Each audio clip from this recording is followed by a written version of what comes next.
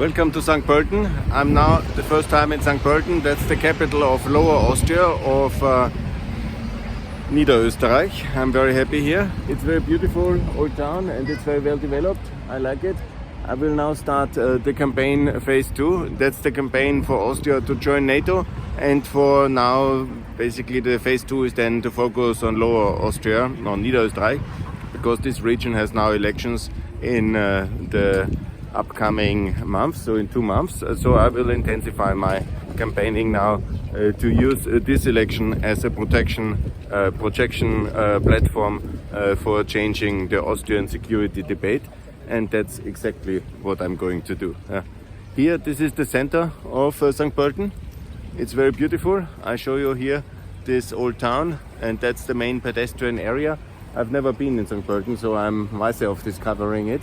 And I'm very interested to see how the situation is 2 months before these very important regional elections in Austria, because they are very much defining the outcome of the government as well, because Lower Austria, this region is the decisive population center and it's the core of this divided Austria, where Vienna is run by the left and Lower Austria by the Christian Democrats, by the center-right.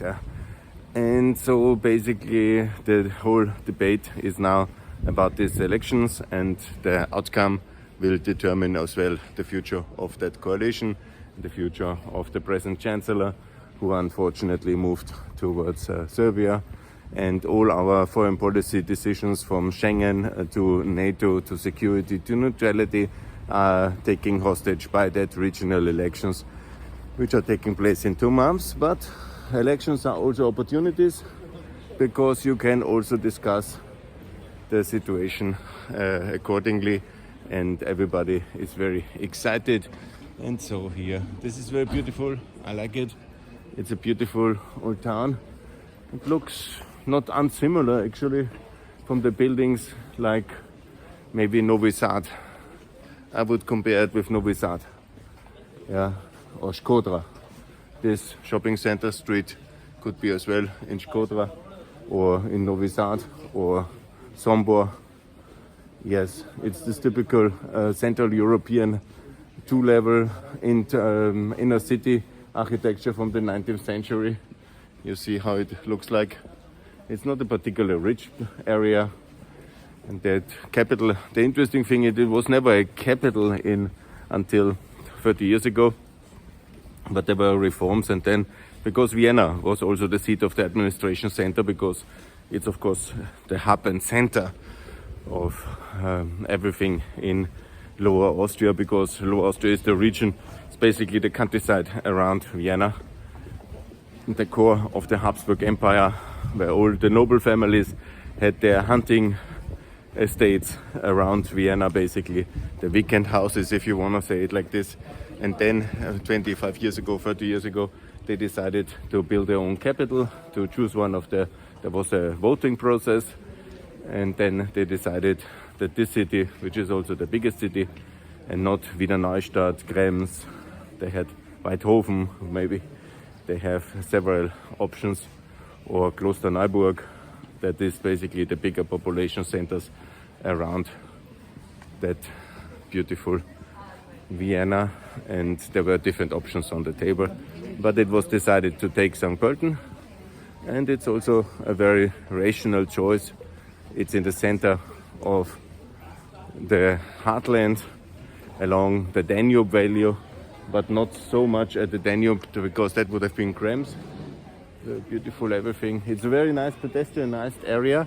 That is really what I like very much in towns, when they are pedestrianized. And you see, since the railway station, not a single car here. This is very good. This is exactly how European cities must look, and that's very good. And I will walk now to the main street. You see, this is a very typical, everything is very nicely pedestrianized. This is very beautiful. St. Pölten, I'm already in love with St. Pölten, because they did it right here in the center. This is basically how you revitalize an old town.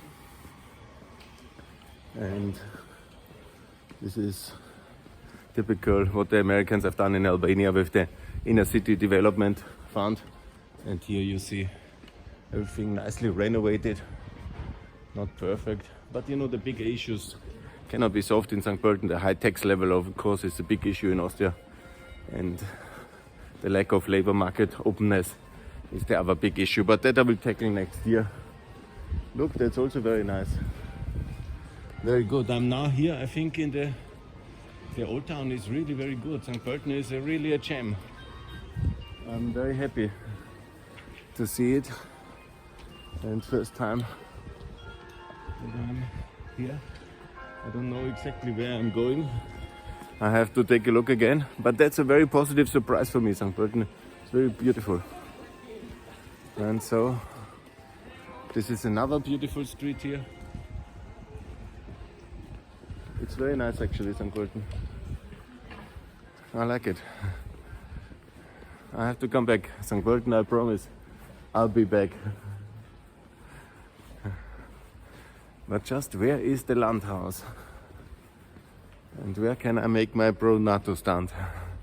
That's the whole thing. But I see there's the flag of St. Pölten already, Niederösterreich. I'm on the right place. So Niederösterreich is ready for NATO. I feel that.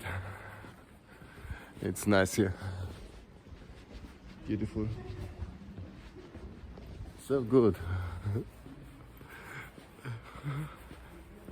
I have many friends in Niederösterreich, but I don't know if they will watch this video.